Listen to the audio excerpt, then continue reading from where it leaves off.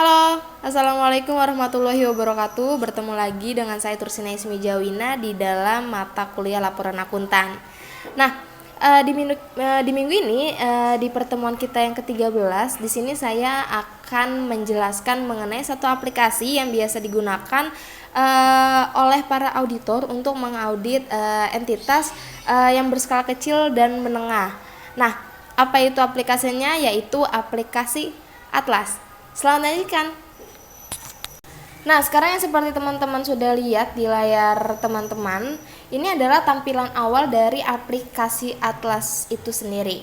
Nah, aplikasi ini itu berbasis Microsoft Excel, yang mana ini dikembangkan oleh P2PK dan juga IAPI. Ini aplikasi untuk membantu para akuntan publik dalam memahami dan menerapkan standar audit dalam pemberian jasa. Nah, Atlas ini sendiri pun adalah singkatan dari Audit Tools and Links Archive System. Dan di sini juga ada disclaimer atau ada ini disclaimer pokoknya. Ini adalah aplikasi ini didesain untuk membantu para praktisi dalam mengimplementasikan standar audit bagi entitas kecil dan menengah. Jadi aplikasi ini tuh tidak ditunjukkan untuk entitas yang besar seperti kayak misalnya TBK ataupun misalnya konsolidasi gitu, itu tidak. Jadi ini digunakan untuk entitas yang kecil dan menengah. Nah, sekarang kita langsung masuk ke dalam aplikasinya, yaitu teman-teman tinggal klik aja tulisan Atlas ini, klik. Ini langsung ke sini, cuman ntar ini saya bahasnya. Kita ke home dulu. Nah, ini ada menu beranda. Nah, menu beranda ini itu adalah isinya tuh ada identitas auditor, identitas klien, ada informasi perikatan. Nah, secara umum sebenarnya beranda ini tuh berisi informasi yang umum-umum gitu. Ini kita isi juga dari kita isi nama kantor akuntan publiknya, misalnya ini udah saya isi duluan di contohnya. Ini ada KAP Agus dan rekan, ini diisi secara manual. Yang teman-teman lihat di sini ada bintang 3, ada bintang 1, ada bintang 2, itu ada maksudnya gitu, ada artinya. Yang mana bintang 3 nih kayak di sini di nama kantor akuntan publik atau KAP, di sini bintang 3 ini adalah berarti harus kita isi secara manual. Ini kita isi secara manual, ini bisa dihapus terus kita isi KAP Agus dan rekan. Nah, lalu di sini juga bintang 3 nih kita isi secara manual. Nah, di identitas klien di sini juga sama, manual, alamat klien kita isi manual, nomor telepon, fax dan email juga manual. Nah, tahun buku ini juga kita isi secara manual.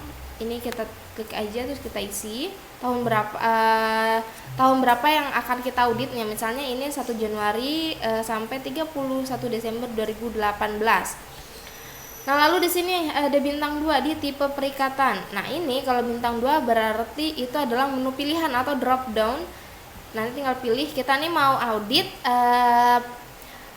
perikatan tahun pertama atau perikatan berulang. Nah, kalau misalnya kita pilih perikatan berulang, berarti kita ini mengaudit di tahun kedua sampai dengan tahun seterusnya. Nah, namun kalau tahun pertama ya tahun pertama saja. Terus di sini ada jenis perikatan. Nah, di sini di pilihan jenis perikatan ini cuma ada satu, yaitu hanya ada audit atas laporan keuangan saja. Lalu di standar audit ini juga hanya satu pilihan, yaitu hanya ada standar profesional akuntan publik. Dan yang ketiga di sini ada standar akuntansi klien. Nah, di sini ada 3 pilihan nih, ada SAK umum konvergensi IFRS, ada SAK etap dan SAK IMKM. Nah, ini tuh ketiga ini tuh mengacu tuh sesuai dengan pilar akuntansi Indonesia saat ini. Jadi yang lagi berlaku adalah ini.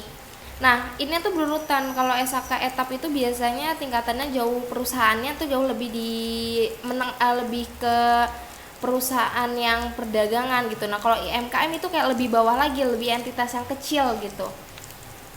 Nah, terus di sini juga ada choice pilihan sektor usaha klien. Ini ada beberapa, ada informasi dan komunikasi dan transportasi gitu, ada industri dan lainnya.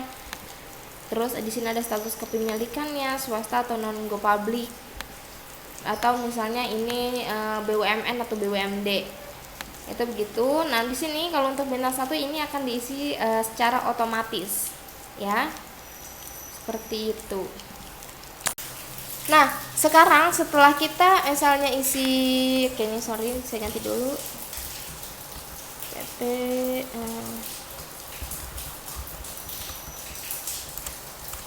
kualitas makmur.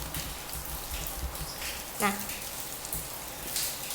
ini semisalnya kita sudah isi semua kan, ini sudah kita isi tahun bukunya, standar auditnya, ini sudah kita isi semua secara lengkap. Nah, ini nanti akan terisi secara otomatis. Nah, selanjutnya saya akan membahas, di sini kan ada dua pilihan, yaitu ada audit cycle dan ada konten. Di sini sebenarnya isinya sama aja, cuma bentuk dari penampilannya aja yang berbeda sebenarnya. Kita buka audit cycle. Nah, audit cycle ini lebih mengarah ke kayak bagan atau petunjuk gitu, kayak struktur. Misalnya ini yang pertama adalah ini yang harus kita isi. Lalu kita isi alokasi jam, jasa, dan perencanaan lainnya, terus sampai surat tugas, terus ke risk assessment. Nah, ini yang pertama, semuanya diisi secara berurutan. Ini adalah isi dari audit cycle. Nah, ini sebagai auditor sebenarnya ini terserah kepada masing-masing auditornya. Misalnya teman-teman sebagai auditor mau pakai audit cycle bisa, dan pakai konten juga bisa. Cuma kalau untuk saya pribadi, saya lebih nyaman menggunakan di konten. Coba kita lihat konten ya. Nah, ini adalah tampilan dari konten, yang mana di sini di konten ini ada terdapat 5 bagan ya, 5 komponen atau 5 grup gitu. Di sini ada yang A1 yaitu pre-engagement, A2 ada risk assessment, ada yang B, bagian B dari risk response, ada C completing and reporting, dan D general. Nah, sebenarnya kan kalau di dalam audit itu hanya ada tiga prosedur aja yang perlu harus dilakukan kan. Nah, tapi di sini yang pada banyak kan harusnya cuma risk assessment, risk response, completing and reporting aja. Nah, si pre-engagement ini tuh menyatu nih dengan risk assessment. Makanya kenapa indeksnya ini adalah A1 dan A2, karena dia jadi satu gitu kan. Nah, terus ini ada risk response, ini ada B, indeks B, indeks C sampai general. Nah, karena ini harus diisi secara berurutan ya teman-teman nih. Harus dari A110 dulu, terus baru lanjut yang ke A120 sampai seterusnya sampai C530. Ini harus diisi secara berurutan. Nggak bisa kita isi misalnya saya mau ngisi C400 dulu, itu nggak bisa. Jadi kita harus dari awal dulu. Jadi benar-benar harus menggunakan kesabaran ya. Oke, tapi karena ini bukan workshop juga gitu kan, untuk saya jadi video kali ini tuh saya akan membahas secara umum aja mengenai atlas ini, tidak detail mengenai satu persatu, karena sepengalaman saya ikut workshop mengenai atlas ini itu 3 jam waktu seminar atau workshopnya juga. Untuk satu bagian ini tuh 3 jam. Jadi itu beberapa sesi dan risk assessment juga. Jadi itu banyak sesinya gitu, dan nggak semuanya secara detail pula dibahasnya. Jadi karena waktu kita emang dikit, jadinya saya akan bahas secara umum aja. Ya. Nah, sebelum kita bahas mengenai ini semua, di sini saya akan kasih tahu dulu. Ini di sini ada. Nah, di sini ada informasi status KKP. Di sini ini itu fungsinya untuk apa? Untuk mengkontrol atau pemantauan nih sejauh mana sih kita sudah melakukan audit atas entitas yang kita audit ini. Kayak seberapa jauh juga dan seberapa ini juga atlas yang udah kita kerjakan. Di sini, nah misalkan di sini komplit semua. Nah, nanti di sini di bagian ini akan tertulis 100% komplit gitu. Tapi kalau misalnya ada yang enggak komplit atau belum dikerjakan, ya di sini dia akan kurang dari 100. Nah, lalu di sini juga ada informasi hari dan jam audit dibandingkan anggaran. Nah, ini untuk apa?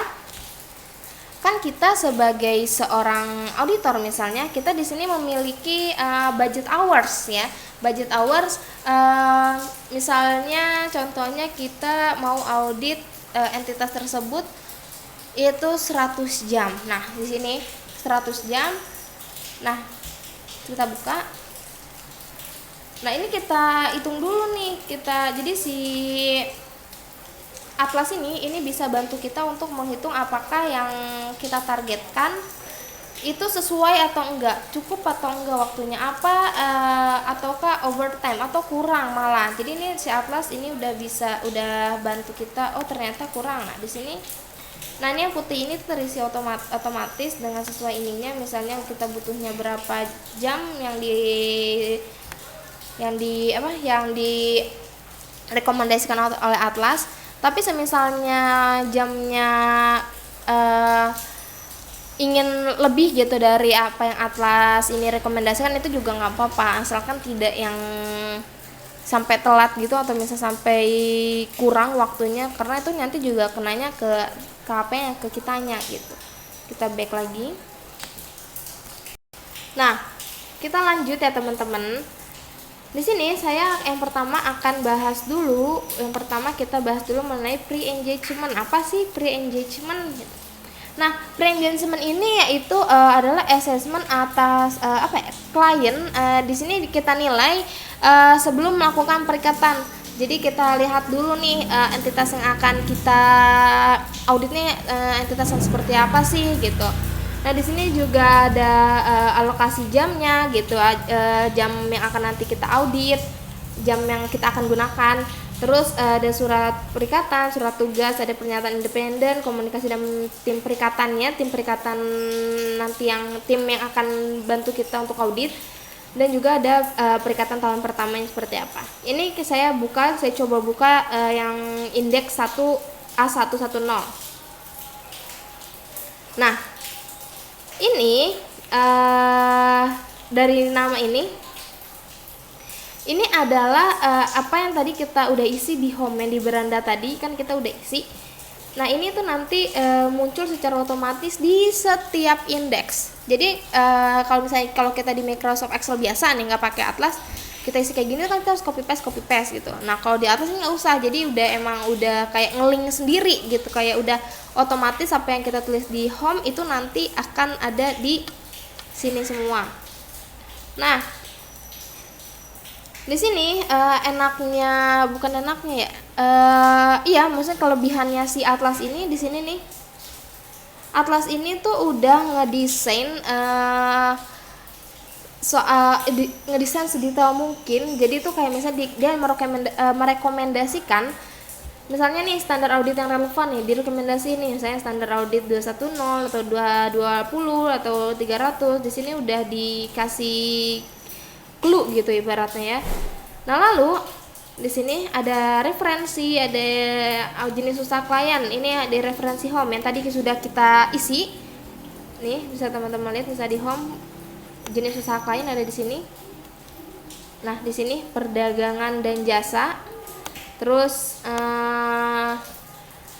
ini status kepemilikannya juga berasal dari home. Nah, ini yang putih ini si Atlas ini ngisi secara otomatis. Jadi kita nggak bisa nih rubah-rubah, mau ketik-ketik pun nggak bisa. Biasanya nanti kayak akan muncul peringatan bahwa ini nggak bisa diubah gitu.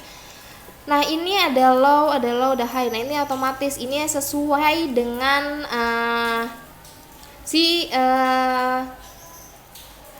sektor usaha klien juga. Nih, misalnya nanti sektornya keuangan perbankan, dia nanti akan berubah menjadi high gitu. Nah, lalu di sini juga sama, ini berdasarkan yang home tadi. Nah, yang hijau ini kita isi secara drop down juga. Drop down. Nah, di sini apa nih isu laporan keuangan terdahulunya seperti apa? Nah, kita pilih kriteria. Nah, di sini entitas berdiri sejak lama dan laporan keuangan periode sebelum ini tersedia gitu. Saya kita pilih ini. Nah, teman-teman lihat sendiri di sini ada tanda pagar langsung error. Kenapa? Karena si aplikasi Atlas sendiri ini sebenarnya emang dikhususkan untuk Excel tahun 2013 ke atas.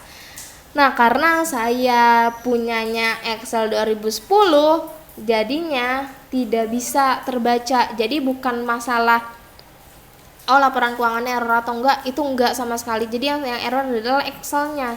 Jadi kalau misalnya Excel 2013 ke bawah, misalnya data Excel 2010, Excel 2007, nah itu udah nggak akan kebaca. Wah, 2013 ke bawah tuh nggak kebaca. Tapi kalau misalnya Excel 2013 ke atas, itu pasti kebaca. Jadi ini tergantung Excelnya juga. Jadi kalau misalnya teman-teman pakai Atlas, usahakan aplikasi Excelnya, misalnya teman-teman ada jadi auditor, nah pakailah Excel 2013 ke atas. Jangan contoh saya. Oke. Kita lanjut. Nah, di sini juga, nah ini tergantung dari sininya nih teman-teman. Nah, kalau di sininya high semua, itu biasanya tidak ada jelasan bagaimana auditor melakukan mitigasi risiko. Jadi ini itu ada tergantung dari hasil si ini, dari indeks A110, 1102 sampai indeks yang 04. Ya, ini tergantung, semuanya kita kasih kesimpulan dan dapat diperoleh dari indeks 1 sampai indeks 4 ini. Oke, kita next. Nah, ini kita ada di alokasi jam jasa dan perencanaan lainnya. Klik. Nah, ini kan ada pagar-pagar juga. Ini sama, ini karena bukan saya pengen si pagar-pagar, enggak, ini karena ternyata ada isinya, cuma error karena Excel saya ini yang tahunnya berbeda. Nah, tuh jumlahnya di sini udah kayak di rekomendasikan oleh si Atlasnya. Oh, kita butuh tadinya pengen 100 jam aja, ternyata kita butuh waktu 398,30 jam. Nah, tapi kalau misalnya nggak mau ikut ini, misalnya oh yaudah deh, karena misalnya mungkin takutnya ada hal yang tidak diinginkan, kita harus lebihin jadi 400 jam, itu boleh banget, nggak apa-apa. Ini efektifnya, ini kita isi kayak gitu. Nah, di sini kalau misalnya status KKP-nya udah komplit, pasti nanti di bagian awalnya itu mana nih, di konten. Nah, di sini nanti pasti komplit, tapi kalau belum komplit itu nanti dia keluarnya incomplete gitu ya. Nah, kita lanjut setelah tadi ke indeks A120, kita lanjut ke A130. Nih, di sini perikatan. Hasil analisis ini kita isi secara drop down ya atau tidak. Ini sebenarnya kayak isi kuesioner biasa, tapi ini berdasarkan apa yang sudah klien kasih juga ke kita. Ya, pokoknya sesuai dengan perjanjian dan ini perikatannya juga mengenai antara klien dan KAP-nya. Nah, ini sudah semua. Nah, ini ada contoh surat tugasnya. Misalnya ada linknya, itu bisa ditaruh di situ, nanti dia langsung ngelink ke surat, ke formatnya, lampiran suratnya gitu. Status KKP komplit, terus bisa di next. Selanjutnya surat tugasnya seperti apa? Surat tugas seperti ini, misalnya Bapak Agus sebagai siapa, sebagai partner, Trian sebagai manager, atau kayak gitu. Nah, ini kita isi juga, isi drop down.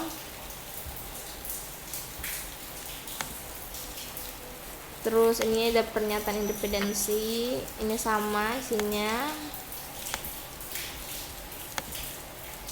Komunikasi tim perikatannya seperti apa, nih kesempatan tim perikatan atas, apakah tim perikatan memahami ruang lingkup pekerjaan yang akan dilaksanakan. Misalnya iya, ya kita pilih iya, misalnya tidak, ya kita pilih tidak. Nah, ini semuanya sama, kita isi juga. Nah, ini sama, ini juga kita isinya drop down ya teman-teman. Nah, di sini kita yang kotak orange ini kita harus isi secara manual. Misalnya bagaimana KP akan melakukan uji saldo awal. Nah, di sini kita tulis seluruh angka trial balance sudah diuji dan di tie up dengan angka audit tahun lalu. Bisa seperti itu. Nah, kita next ke bagian risk assessment. Misalnya semuanya tadi sudah diisi, nah terus kita langsung lihat ternyata di sini udah keisi otomatis yang tadi kita isi itu. Ini ntar keisi secara otomatis. Nah, kita lanjut sekarang misalnya di indeks pertama. Maaf teman-teman, lagi hujan. Kita di indeks pertama udah semua itu engagement, kita bisa lanjut ke risk assessment, yaitu indeks A2. Kita isi yang pertama misalnya materialitas awal kayak gitu tuh sampai ke indeks A270. Nah, di risk assessment ini tuh bagaimana kita bisa menilai risiko perusahaan. Nah, kalau kita sebenarnya juga belum tahu nih lingkungan bisnisnya seperti apa. Nah, makanya di sini ada bagian nih pemahaman entitas dan lingkungan. Ini untuk kita memahami bagaimana ibaratnya kayak kutipan tak kenal maka tak sayang gitu. Nah, ini di sini makanya kita harus sebelum audit kita harus tahu dulu entitasnya seperti apa, lingkungannya seperti apa, harus kenal dulu ibaratnya dalam luar dalamnya seperti apa gitu. Coba kita buka indeks A210 itu seperti apa. Nah, ini sama yang bagian putih ini tuh nanti keisi otomatis karena si atlas ini tuh udah ngelink ke laporan keuangannya si perusahaan itu, si perusahaan entitas yang kita audit gitu kan.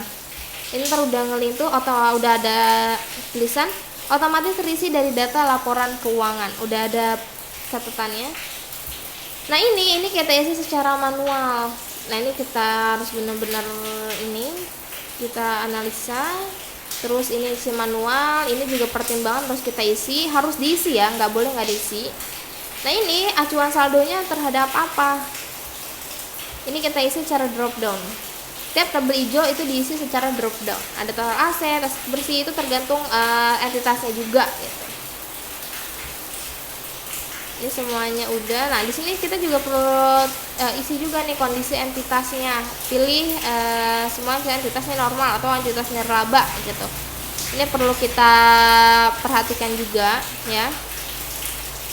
Oke, terus kita next. Nah, semisalnya kita mau kasih mau menentukan spesifik materiality-nya, di sini kita conteng kita beri checklist di sini. Terus setelah itu kita tentukan spesifik. Nah, ini juga kita isi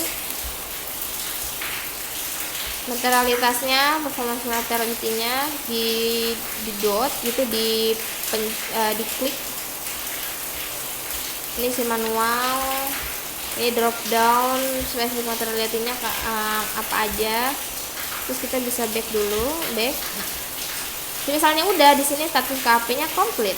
Nanti di bagian yang di awal tadi pertama itu dia komplit. Jadi persentasenya nambah. Terus kita next ke prosedur analisis awal. Nah, di sini. Di sini ini terdapat dua indeks nih.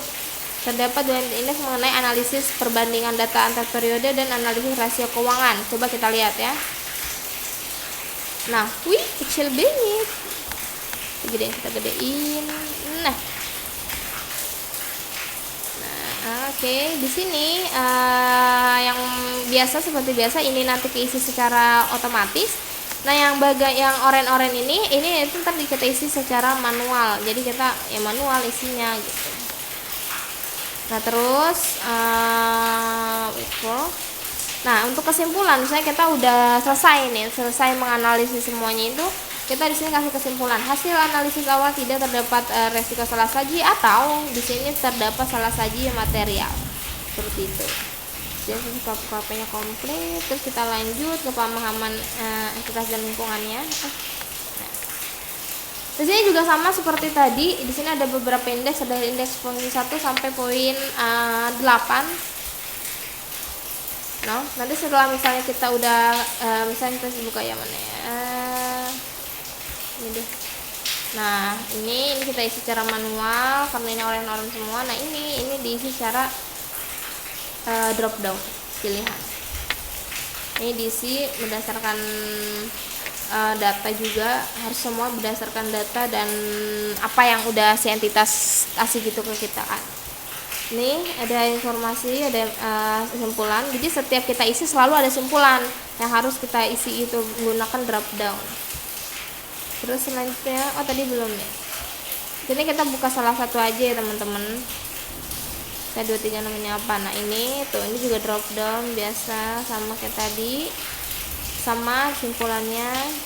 Untuk yang indeks ini sebenarnya untuk yang risk assessment ini isinya tuh sebenarnya sama aja kayak gitu tampilannya. Jadi ntar di dalam di dalam satu indeks ntar ada anaknya lagi tuh, di dalam ada indeks-indeks yang kita isi lagi.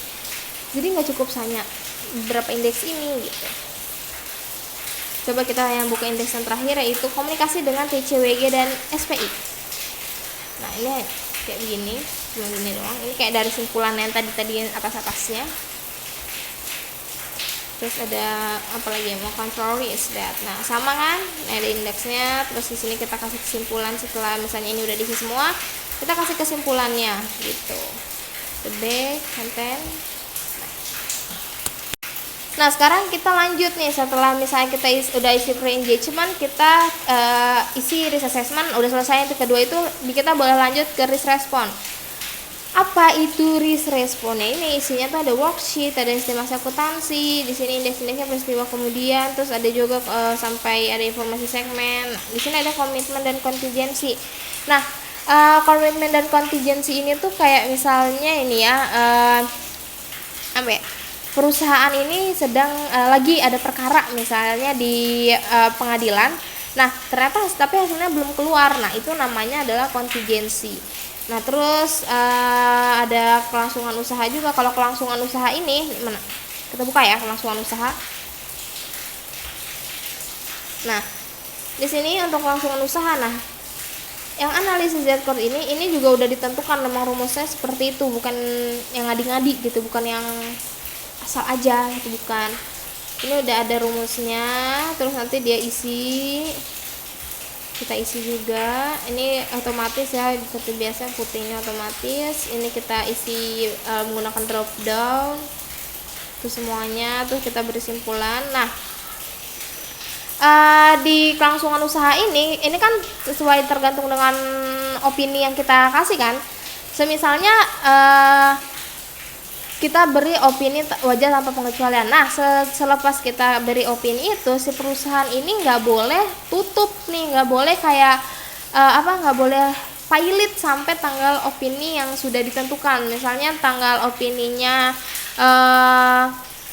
tahun 2 sekarang tahun 2021 bulan Juni. Nah tanggal opininya ditutup tanggal bulan Juni 2022.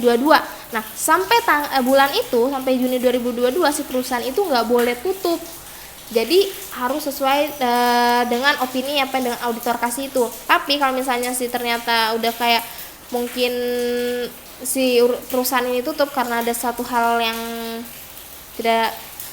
bukan tidak jelas, kayak perusahaan yang pokoknya ada yang bikin bangkrut, tidak bikin pilot, bikin tutup, mungkin karena ada utang atau apa, itu akan dipertanyakan nih, bukan si entitasnya aja yang dipertanyakan, tapi si KAP-nya juga dipertanyakan. Jadi itu kayak ya salah satu ya nanti berembet kemana-mana, ibaratnya tuh kayak gitu. Nah terus ya kita balik lagi, ini kita lihat isinya. Nah ini sini dulu. Untuk komitmen dan kontingensi ini intinya seperti ini. Ini diisi secara drop down, di sini diisi kesimpulan, alasannya kenapa. Terus setelah itu baru di sini simpulan, terus jelaskan komitmen kontingensi yang terjadi yang tadi sudah saya sempat singgung. Terus di sini ada terakhir, dan segmen terakhir ini ada B290 informasi segmen. Kok bisa?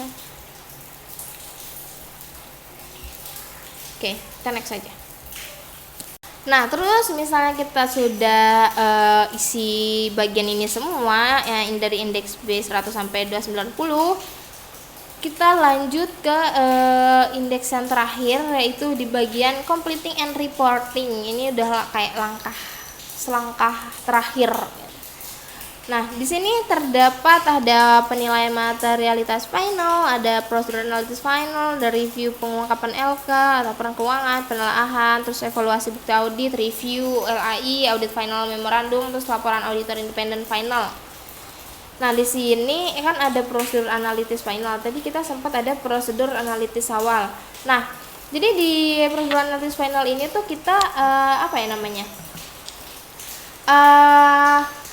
di sini untuk melihat nih apakah terjadi perubahan yang signifikan antara analitis awal dan analitis awal sama analitis yang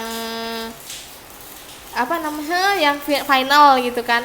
Nah, terus kalau di analitis awal kan bedanya dia di tahun ya kan, tahun sebelumnya sama tahun sekarang gitu. Kayak gitu. Coba kita lihat prosedur analitis final. Kita lihat bagian ini ya, teman-teman. Nah, di sini ini terdapat dua indeks, ada poin 1, ada poin 2. Coba kita lihat poin 1. Nah, ini isinya. Ini isinya otomatis semua. Terus ini kita beri keterangan mengenai perubahan rata-rata industri. Nah, setelah ini sudah beres, terus di sini kita beri simpulan seperti biasa. Isinya begini. Terus kita back. Kita coba review, kita lihat juga misalnya penelaahan mutunya. Nah, seperti ini. Di sini ada dari indeks dari indeks yang awal, dari indeks A110. Ini kita kasih kesimpulan, penjelasan kesimpulan seperti apa, terus saran reviewnya seperti apa. Terus ini kayak jadi apa ya? Kayak rangkuman gitu, apakah misalnya di setiap indeks itu ada komen atau enggak, terus pada yang pokoknya jadi tetap jadi rangkuman jadi satu. Kita ini bisa lihat di sini kayak gitu kan, banyak kan. Penelaahan itu, terus kita back lagi. Nah, misalnya ini udah semuanya udah terisi, kita coba kita lihat ke sini ke bagian. Nah, misalnya udah keisi semua nih teman-teman. Nah, ini nanti akan berubah statusnya menjadi complete gitu. Sudah deh, beres. Begitu aja teman-teman. Ini udah tuh, misalnya di sini ada red flags. Ini kayak sempat saya singgung yang red flags itu di pertemuan minggu lalu ya, kalau nggak salah ya. Saya udah pernah coba singgung mengenai red flags ini. Di sini misalnya deskripsinya, informasi terkait ketidakpatuhan terhadap hukum dan peraturan yang berlaku, misalnya ada kekurangan di pajak PPh 22 gitu. Ini kita kasih kesimpulan. Oke. Sudah selesai semuanya. Nah, kan misalnya ini udah semua, yang teman-teman ini udah pagar, langsung usaha udah, ini udah, presentasi manajemen kita lihat kayak gini, pilih kayak konten. Oke, seperti itu. Nah, kalau tadi sebelumnya kan saya sudah menampilkan atau menunjukkan kepada teman-teman bagaimana atlas yang sudah diisi gitu. Sekarang saya akan menunjukkan bagaimana atlas yang masih kosong. Coba ya, kita klik. Nah, ini adalah yang belum terisi. Nah, di sini statusnya masih incomplete. Dari sini informasi status KKP-nya juga masih 0 karena belum diisi.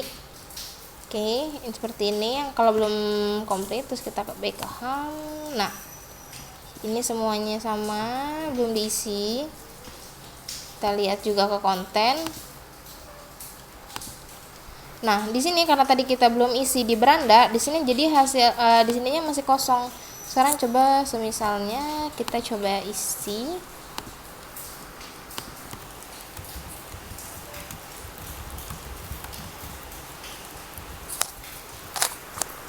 Kita balik konten. Nah, di sini langsung ada nih KAP Agus dan rekan misalnya, ya. Nah, lalu di sini masih juga ini belum lengkap karena emang belum ada yang kayak si aplikasi dengan laporan keuangannya tuh belum nyangkut gitu, belum nyatu gitu kan. Seperti itu. Jadi di sininya masih belum ada, indeksnya pun masih hanya ada poin 2 sampai poin 3 aja. Terus di sininya misalnya kita buka buka ini. Nah, ini juga masih kosong, masih harus perlu diisi. Sama misalnya di sini. Nah, ini kita isi kan tadi teman-teman lihat di sini kita harus mengisi nama-nama dan rekan timnya. Lalu sama semua ini adalah masih kosong sekitar worksheetnya. Nah, di sini masih kosong juga. Kita klik. Nah, sini masih kosong ya. Ini juga perlu kita isi. Misalnya, tuh ini masih kosong karena emang belum ada laporan keuangan yang kita misalnya kita sangkutkan kita mau kita audit gitu. Jadi ini masih kosong, jadi belum terikat, belum ada perikatan, belum ada sangkutan ya pokoknya belum ada itu ya teman-teman. Oke, kita lanjut. Masih kosong juga. Nah, ini balik lagi. Nah, ini adalah tampilan kalau misalnya teman-teman kayak awal mula mau mulai audit. Nah, itu tampilannya akan seperti ini nih, masih incomplete. Tapi kalau misalnya udah diisi, ntar dia munculnya kayak yang tadi, jadi complete gitu. Itu kumulasi jam auditnya. Ini kita klik yang pink, tuh isininya bagaimana. Oke, kita balik ke konten. Nah, sekali lagi teman-teman ya, aku coba ingetin kalau misalnya emang teman-teman misalnya mau praktek gitu, kayak pengen coba tapi nggak bisa coba juga sih, orang nggak ada laporan keuangannya ya kan. Kayak mau ya pokoknya harus menggunakan Excel 2013 ke atas. Kalau enggak nanti dia tidak akan terbaca, jadinya error kayak yang sempat tadi kita coba kita ganti malah error, jadi dia pagar-pagar atau misalnya dia jadinya pagar name gitu kan, kayak gitu ya teman-teman. Dan ini masih kosong, ini perlu diisi. Jadi semua dari indeks A1 sampai C itu saling berkesinambungan, saling menyatu gitu. Misalnya ada salah aja di awal, nanti dia akan berpengaruh kepada hasil si indeks-indeks yang lain. Jadi seperti itu. Nah, dalam satu indeks pun tidak hanya cuma satu gitu, tapi ada anaknya kan. Tadi teman-teman lihat tuh kayak misalnya ini salah di mana tadi. Nah, kayak ini kan nggak cuma satu langsung keluar, ini ada perlu anaknya harus diisi. Jadi menurut saya jadi di sini benar-benar kita sebagai seorang auditor harus memiliki ketelitian dan konsentrasi yang tinggi banget, karena pekerjaannya juga nggak mudah ya teman-teman. Lihat sendiri aja, untuk ini hanya untuk aku kan hanya untuk entitas yang kecil dan menengah ya gitu. Bagaimana coba teman-teman bayangkan kalau misalnya kita harus mengaudit entitas yang besar. Kalau ini kan kayak kecil misalnya kayak UMKM. Nah, ini UMKM yang kayak misalnya yang tidak terlalu besar, yang hanya kecil aja, kayak yang saya bingung jadinya. Bukan tidak terlalu besar.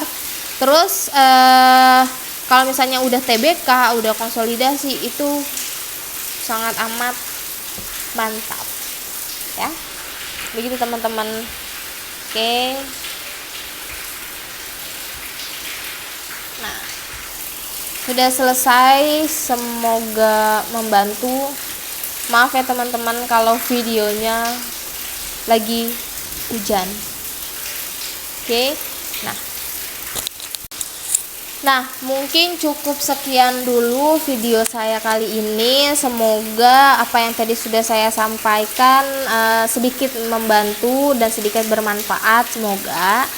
Terus maafin juga kalau misalnya ada suara-suara ini, karena emang di sini rumah saya lagi hujan teman-teman.